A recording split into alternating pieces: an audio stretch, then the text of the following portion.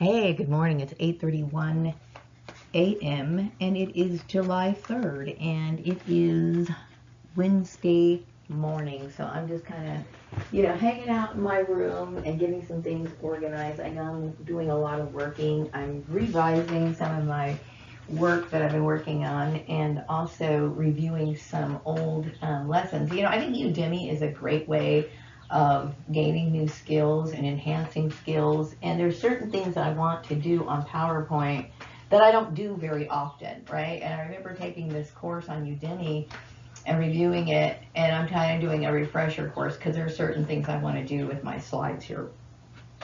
So I've been doing a lot of thinking about, what's been going on and how I'm moving forward. And I'm really doing my best to do like intuitive downloads, okay? Like clearing out my mind, relaxing, creating spaces, trying to understand, okay, now that I understand what this conflict was all about, I want to provide clarity. And mainly, I just want to move on. Okay, so I know that there was a lot of issues that were being spoken about me, and I'm right now. I can see that a lot of people get it, like they understand what happened. And a lot of people are very shocked, and some people are just like, "Wow, I can't believe that actually happened." But yeah, it did happen, and so I'm kind of left with.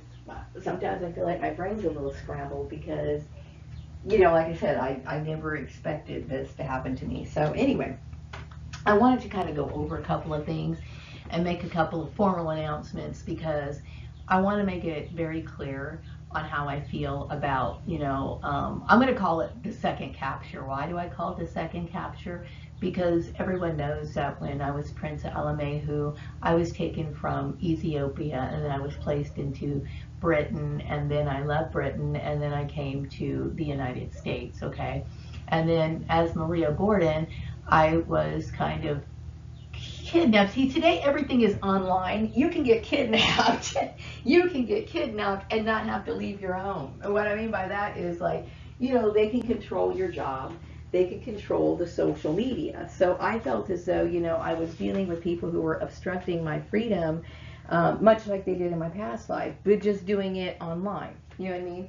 That's terrifying to me, and I didn't appreciate it. And obviously, there's a lot of pain that goes along with that because, like I said, I had, before I had no, and I still don't have like all the clear picture of my past life, but I do understand that this has a lot to do with my past life. So the thing is that it's important for me to state this again. I mentioned this before, okay? I am moving forward with my life, and I'm making it very clear to people that, I know people were associating me with celebrities and stuff like that. And then also I know there was a few political people who got involved in my group, my life. And, I'm saying this in a way that I hope is civil enough for people. That is not my fucking bag. That's not my bag. Meaning like, I'm not somebody, even though I understand I understand politics. I understand what makes a great form of government, but I am in no way somebody who is associated with these groups of people. And meaning like, these people were involved in my life, targeting me, and I felt just like the injustice of yesteryear, of the time back in the 19th century when Prince Alamehu was being controlled, or being in cap in being held captive, or being taken away from his origins or whatever. Something very similar feels like that today, and I'm not comfortable with it. I believe in my life vision, and my life vision is what fuels my passion. And I think, when it comes to me being relating, I do relate more to commoners than I do like the royal mindset. What I mean by that is like, I'm aware of suffering. I have compassion. I don't have a need to have like power, that sort of stuff. And I know what was being played out in front of me, to me, was not only offensive, it was extremely inappropriate. So I did want to say a couple of things here. besides me denouncing denouncing, what I mean by that is I don't want people to think or see me as having any form of political affiliation other than me following my own philosophy. That's it, okay? Because my philosophy is what drives me, and this is what is most important to me. I believe in the way that I see things, and it's my way of living, and I didn't appreciate people intersecting that. Also, this morning I closed my Patreon account, and I still have my Vimeo account. I don't really know why, but I closed my Patreon account. Why? Because it's time for me to keep moving. Okay, it's time for me to keep moving and forgetting about what happened. What happened to me was an absolute nightmare, and it shocked me like you wouldn't even believe. I couldn't even deal with it. So anyway, yeah, I am no longer on Patreon. The account is no longer there. So, I'm going to move on from that. Okay, the next one is that, okay, I was thinking a lot about how people came to know me. Like, I know that, okay, I get so confusing because there's so much to this, and it's so trauma-inducing, okay? I do understand that I was targeted by the people who captured me when I was Prince Alamehu, okay? And I do understand that this has something to do with bloodlines, okay? And I do understand that I got caught in Libra 14's web. I don't know if people thought it was a good idea because I'm like, how in the world did he even know who I was? Apparently, I got the download that people in England, like I'm a legend in England, okay? Like people know me because they know that Prince Alamehu made his escape to the United States. That's like an old legend or something that went on in England, okay? And so, I don't know, I mean, somebody thought it was a good idea for me to be or bring in Libra 14. And like I said, growing up, I listened to this particular band a lot, but I don't ever recall this particular person being on my heartthrob list, okay? But still, I felt very abused in the situation. I felt like, it felt very much like rape. Meaning like, somebody trying to force you into something that you didn't want to do. And of course they were enforcing religion on me. And that was something I have nothing, like I said, I'm going to say this one more time, because I know right now there's a lot of like tension going on about this whole religion thing, okay? And I've been picking it up on some of these tarot readers and, just what's been going on in the air, okay? I have never said that I had anything against Jesus Christ. I've never been against that, okay? But what I am against is this form of Christianity. I'm not against Christianity. I'm talking about a form of Christianity that tends to try to force other people into their lifestyle, okay? Now, we know that we do have religious freedoms here in the United States, okay? Jesus himself never bullied anybody into the Christian faith. Never, okay? He basically walked around minding his own business. He did prophesize, he did approach people, he did tell people about the good word, but if they showed no interest in it, he just kept it moving, okay? So when you deal with people who want to shove religion down your throat, not only are they violating your rights, they're also messing with the free will that God gave you. Because the thing is that when it comes to like this whole idea of the Bible and those people who serve him, God wants people to serve him for their free will. Otherwise, it doesn't matter. Do you find relationships good when you find out they're forced? No, you don't. It's like somebody holding a gun to your head and saying, hey, you better love me. You better love me. Okay? It doesn't work that way. Okay? Not biblically and basically not based on what referenced in the law. Like, we have religious freedoms. And we also, according to the scripture, there was never any force applied. There was never any force applied, okay? So that becomes a problem when you see people who want to use religion as an excuse to bully other people. Okay, so today I'm just pretending I'm having a conversation with some people having some coffee at my house. You got to use your imagination because, I'm so distanced from everything that I really wanted in life because I figured I would just have regular friends. I never imagined me having friends like, knowing celebrities or politicians, you know what I mean? And so I relate more to commoners, even though I have royal blood. Why? Because I understand the suffering that we have to deal with here on the earth. Okay, I'm compassionate. I'm not somebody who sits here on a throne looking down at people and enjoying their suffering. Okay, I'm not like that at all. Okay, at all. So I know that people, I do have some sort of like, I've been thinking about some of the English people that I knew here in the United States, okay, as Maria Gordon, okay. And I do want to say a shout out to Joe Newman from Edwards Air Force Base, the person I used to work with. The reason why I'm talking, I mean, you came through my mind is because I do remember working with you, and I'm starting to think about people that I've encountered in my past who kind of, at the first meeting, kind of made me feel like they knew me a little bit, okay? And see, these people knew me based on what? The experiment.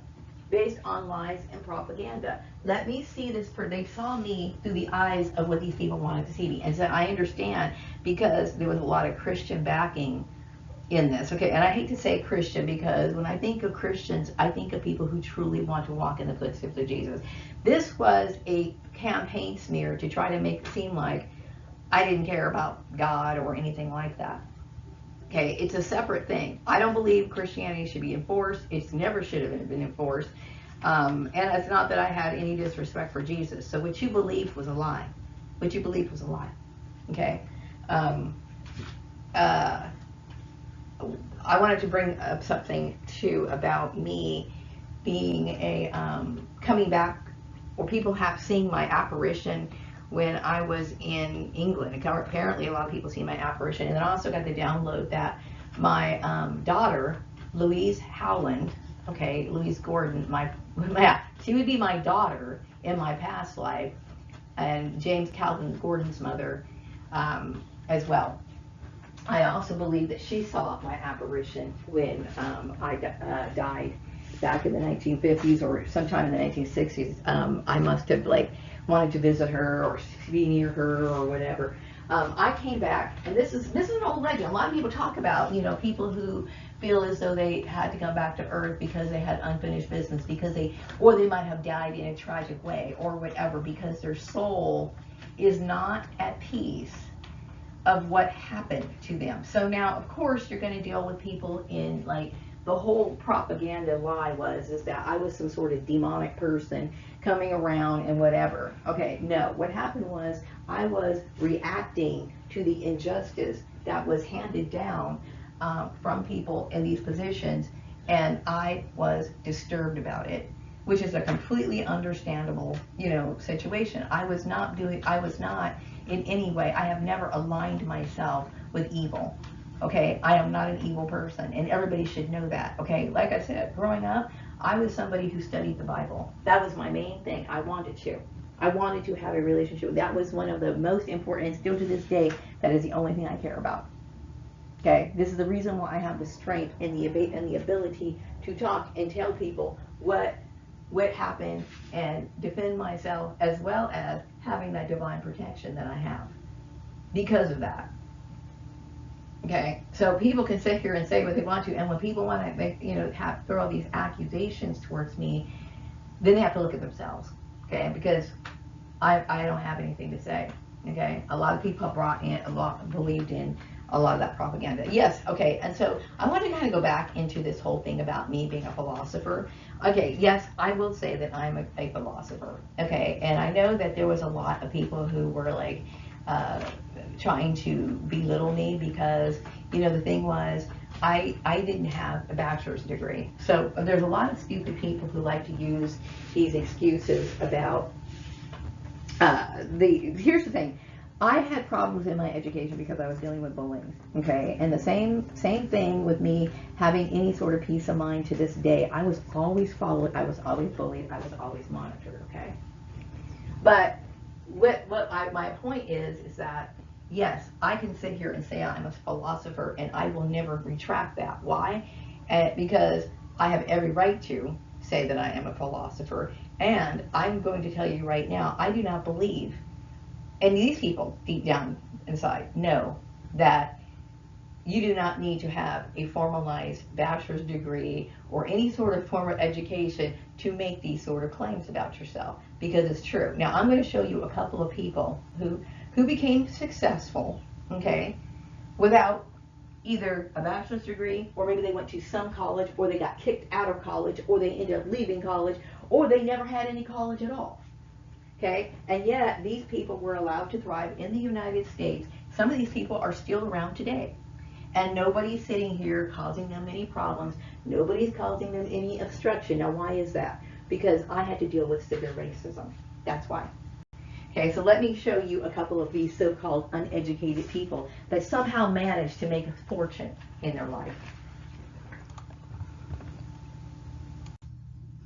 Okay, two people that first come to my mind would be Orville and Wilbur Wright. They managed to invent, build, and fly the world's first successful airplane without formally graduating from high school.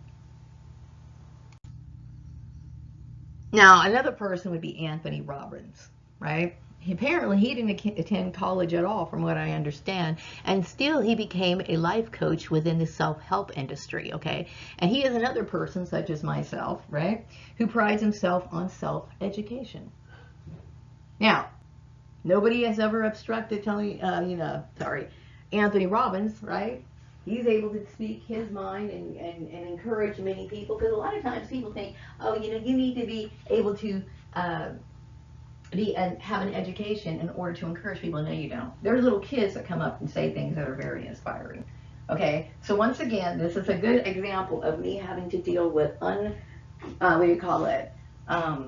with racism. Okay, I'm not in any way competing against Anthony Robbins or anything like that. And I can't really say I'm too familiar with him, other than seeing him in pictures and stuff like that. On my entry, what do you call it? When you log in to get your email and stuff like that, I remember seeing his picture. Okay, so I don't know that much about him. Okay, but I do know that he is a very successful life coach. Okay, now he doesn't have a college education, but he's someone who's able to talk about his experiences in life. Okay, so why isn't anybody contesting this person? And don't get me wrong, I don't want anyone to ever contest this person, okay? Because obviously he knows what he's doing. But he is an example of my persecution, meaning this is an obvious, an obvious example of somebody who's dealing with racism, which is something I deal with all the time. Now here's another person I'm not really familiar with, but I remember about 10 years ago, what was it when I was working over in Chatsworth, okay? I remember everybody would talk about this person, okay? And I'm referring to Joel Osteen, okay? He is a pastor of a Lakewood Church in Texas, I believe it's where it's located. And he's a televangelist and a pastor, and he never attended college. Okay, now I was beat down when I said that I wanted to do my Swan Manifesto. I remember doing readings and hearing and getting people bashing me about not being, having a bachelor's degree. They always wanted to make it seem like I didn't know what I was talking about. Okay, does anybody sit here and contest him and say, hey, you don't know what you're talking about, Joel? No, you know why? Because Joel's white, right? That seems that way to me.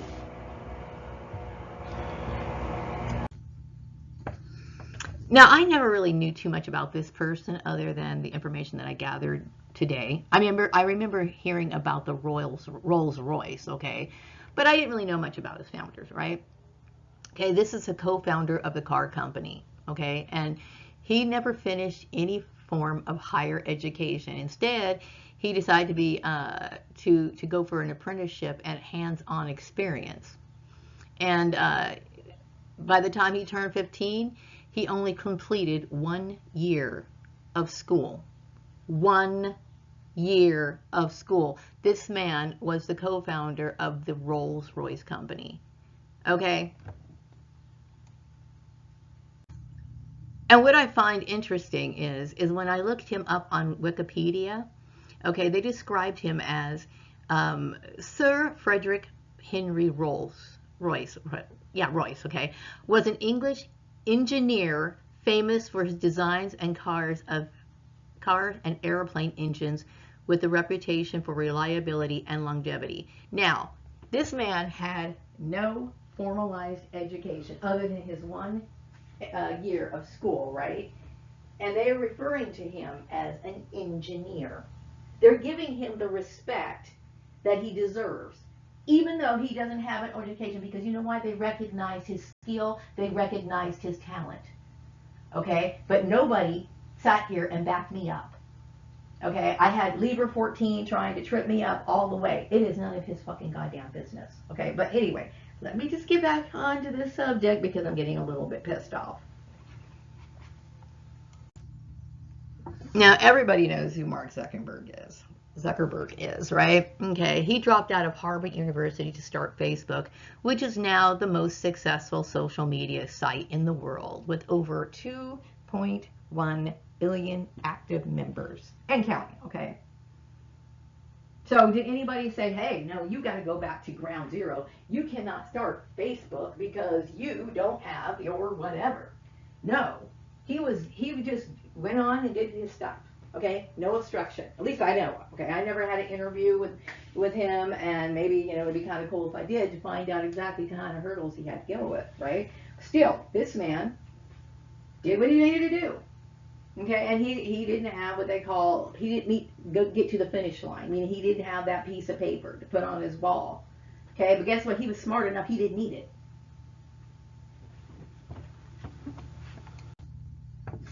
Now here's where I see the tie-in between me and, for example, Colonel Saunders. Okay, this is a picture of Colonel Saunders.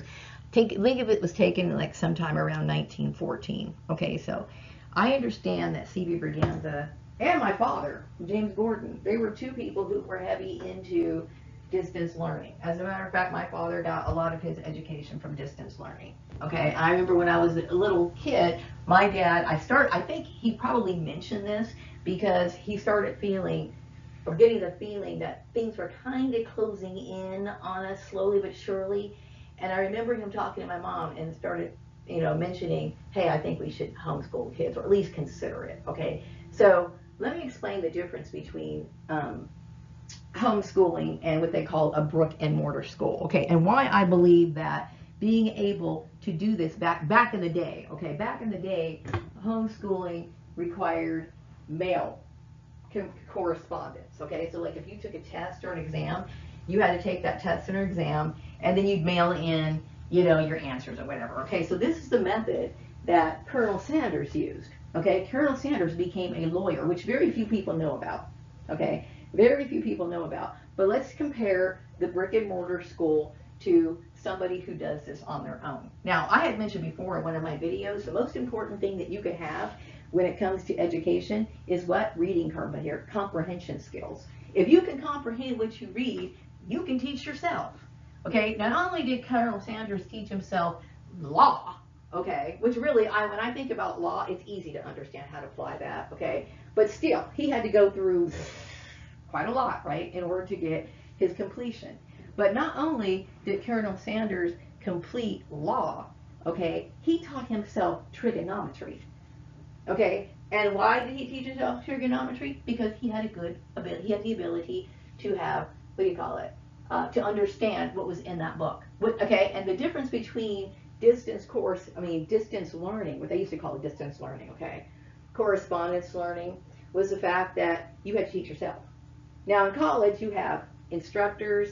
They might bring in a specialist to try to, encourage you. And you have your little network. You can probably team up with your friends to study and all this other stuff, okay? You got your textbooks, okay? With distance learning, you got your textbooks, okay? And that's it.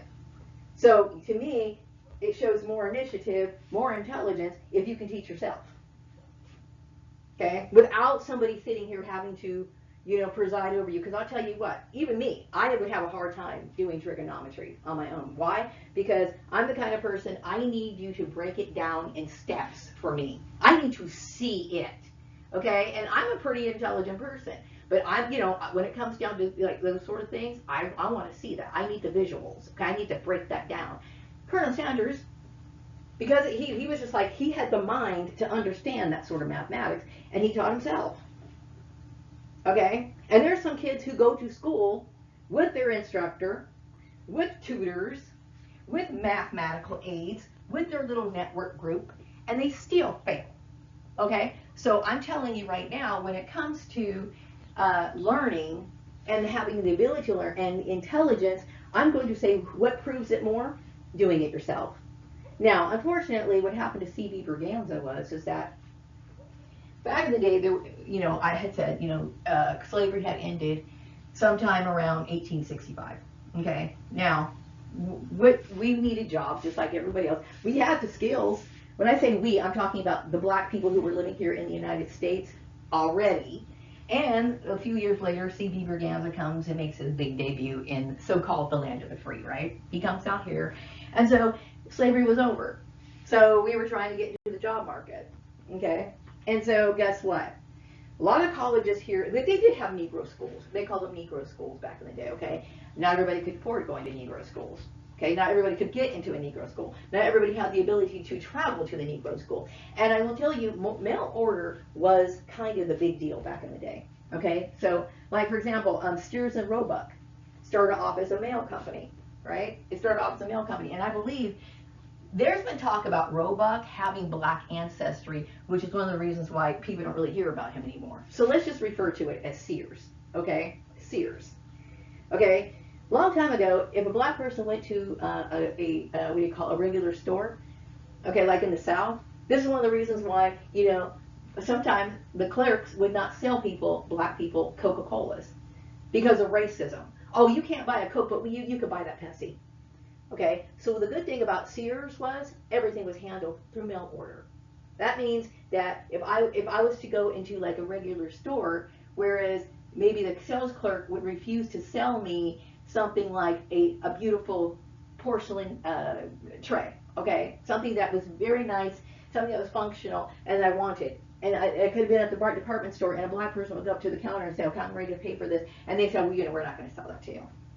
Okay? What made Sears appealing to so many people, not just white people, but to black people, is the fact that they could buy stuff through the mail order system. And nobody cared if you were black or white, because nobody asked. Okay, as long as you had your money order or your check, and it was written out to Sears and Roebuck, you were going to get your item. Okay, so mail order back then was the thing. Okay, now we have things online. Okay, but even schools, they even had correspondence schools, several, and Colonel Sanders went to them. And of course, apparently, so did C.B. Berganza. So, and a lot of black people went to correspondence schools, used correspondence schools to get their education. So you know what? White people have continuously tried to keep black people out of the job market. This is something they were always doing. There was always political undercurrents to undermine the efforts of people to try to get a job. So now they were sitting here saying things like, well, accreditation. So their schools were getting this special accreditation where they were saying, okay, we're going to approve these schools. Some of these people, some of these brick and mortar correspondence schools were using the same textbooks as some of these schools. Okay, what's important when you're teaching somebody a skill or whatever you're going through the education system, you got to make sure that the information is still relevant. Okay, like for example, accounting is always going to be relevant, but I will tell you, there was a time when I was taking formal accounting courses, okay, and I will tell you the difference between back in the 90s was, the big transition back in the 90s is that people were slowly but surely moving to computerized accounting. They were moving to computerized accounting, okay, so that's becoming, people need to start learning how to do things on not just the old-fashioned way, but can you also teach people how to do it through the computer, right? So my point is that C.B. Berganza dealt with a lot of hatred, lots of hatred, okay? Because we can see that these men in the current day, as well as in the past, okay, hey, they were able to be successful. They were able to be respected. They were able to have titles, okay, that related to what they did, even though they didn't have their formalized education. You know what I mean? Like I said, some of these people dropped out of school. Some of these people only went maybe a year. Some of these people didn't go at all. Okay. Colonel Sanders, the funny thing about Colonel Sanders was, okay, he dropped out of elementary school. Okay, because a long time ago, black people and white people, if you had a family that was struggling financially here in this country, you know what you had to do? You had to help out your family. And that was the case with my dad, James Gordon. My dad had to help out his family. And I'm sure when you're watching this video, you're going to sit here and think about stories that your family talked about, like, oh yeah, they had to drop out of school because whatever, or they had to help out their family, they had to tend the crops or whatever. They had to do these sort of things. Okay, everybody had to, like, help out the family. So Colonel Sanders left school.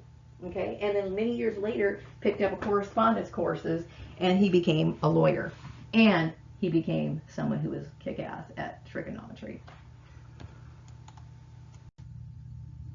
And this is the picture that we all know of him now. I mean, of course, Colonel Sanders has passed on. He is no longer of the living. But that's the man who created Kentucky Fried Chicken. I mean, really, this man had a long history, and he did just about anything. He worked on the railroad. He worked as, what do you call it, an operator. He did all kinds of stuff before he found what he was really good for and what he really had a niche and love and passion for. But this is an example, though, of the kind of injustice that people like me have to deal with. Okay, so I am a philosopher and I'm an occultist. Okay, and everything that goes underneath the occultist. Okay, meaning like the phrenologist, the seer, the astrologer, whatever. And also, I am a content creator. Okay, so this issue, like, really proves my point. Is that, the kind of issues that I had to deal with. Okay, and the kind of obstruction and the frustrations that I had to deal with.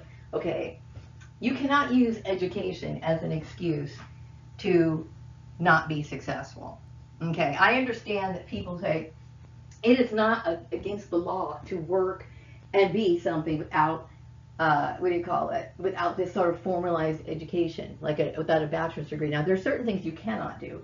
Like, for example, I cannot practice medicine. I can't practice medicine, meaning like I am not able to sit here and advise people on whatever. Like, or, I'm not able to operate on a person or whatever. Okay, I can't do that. I don't have a license to do that. You have to have it's a licensed professional. Anybody could be an occultist. That's the damn truth. Anybody can be. Okay, I am a content creator and I am not a singer. I am not a singer. So once again, I denounce the people thinking or associating me with celebrities or politicians. Okay, I don't want anything to do with that. Okay, and the reason why is because that whole group, that whole mentality is everything that goes against my belief system. Okay, I'm on my passion. I'm on a what do you call it? I'm into philosophy. I'm into the occult. This is what I'm into, okay? And I don't fit in with this group that tries to sit here and undermine me and tries to disrespect me. This is not me bringing it up. It's just like, obviously the reason why Libra 14 jumped into my stuff over at Patreon, which is, like I mentioned before, it's closed, okay? We're done with Patreon, okay? But is because he thought that I was a part of their circus group. Like, I'm a celebrity, whether I wanted to be one or whether I was aware of the fact that I was expected to be one or not. I am not a celebrity. Okay.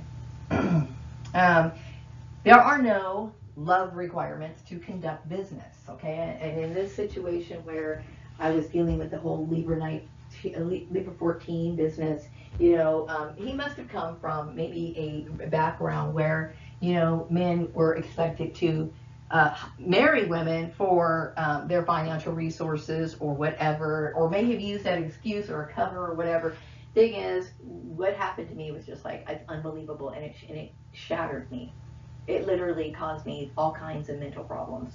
Okay, that because you're sitting here going about your daily business, your daily life, and somebody can just come in and do what they did and get the accommodation to do that. I was like, it freaked me the hell out. You know what I mean? And by the way, yes, I am more than qualified to do any job that I set my mind to. I know the people from school. They're watching my videos, and I get the feeling that they're upset because some of these people remember me, and they were like, oh shit, I didn't realize that all this whatever happened. And some of these people were also jumping on the bandwagon about me having an issue with me not having a bachelor's degree and all this other stuff.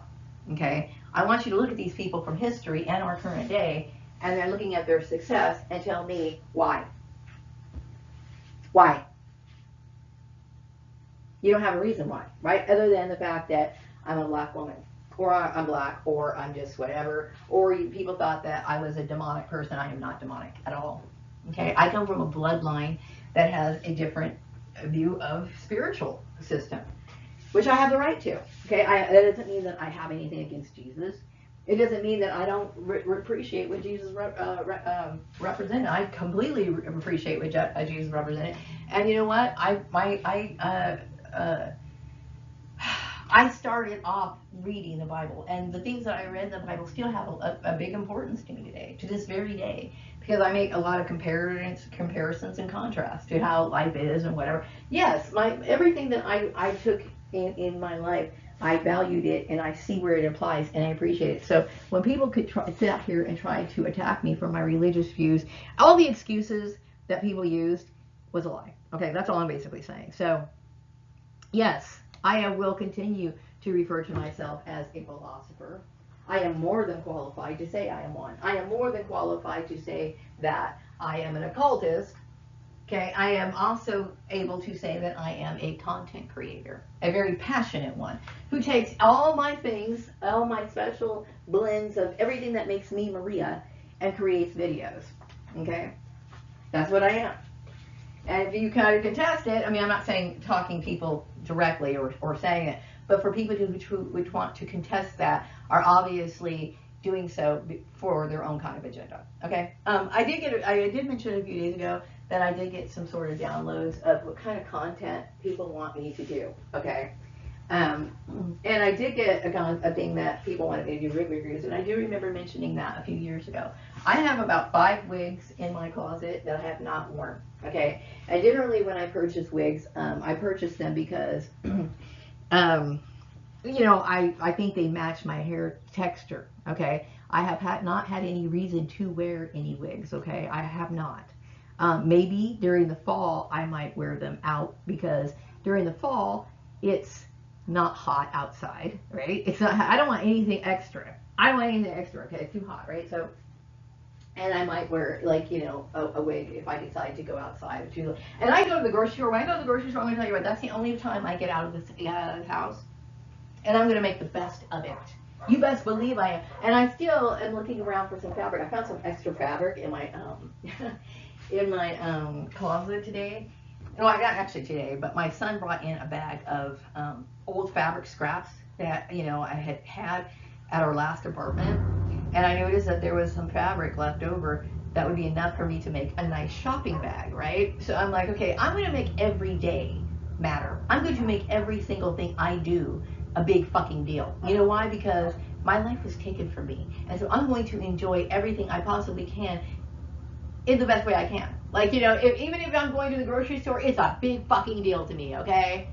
And there's going to be times where I'm going to wear earrings to the fucking grocery store. You know why? Because that's all I fucking have. And I roll with the punches, and I'm known for it. Okay? You can't keep me down. Okay, so anyway, the last thing I wanted to say is that I am having my first contest on Ko-fi.